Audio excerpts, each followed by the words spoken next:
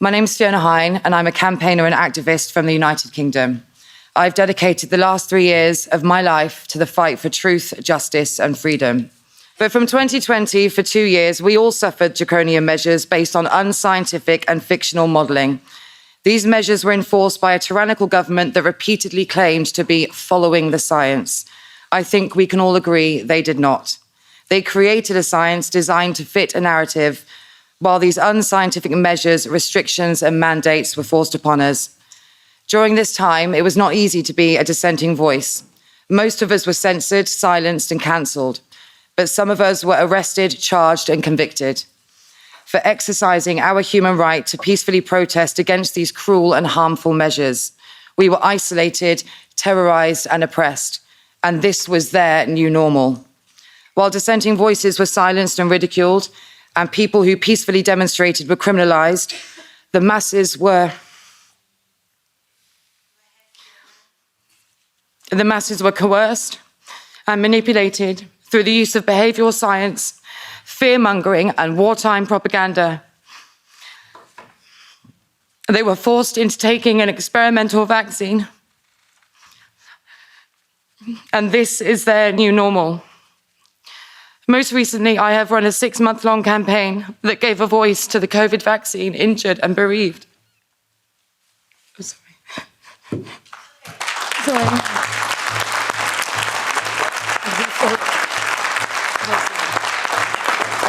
Sorry.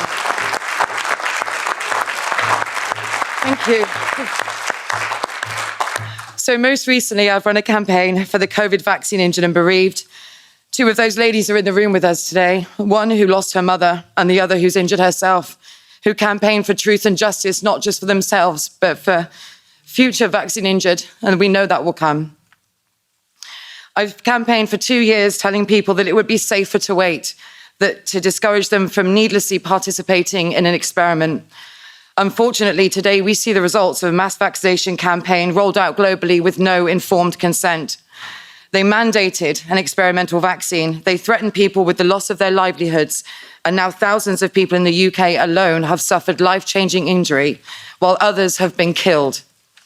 This is their new normal.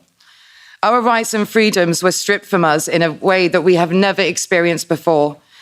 The very people we may have once believed were democratically elected into their positions of privilege to govern by the people, for the people, committed fraud upon the people.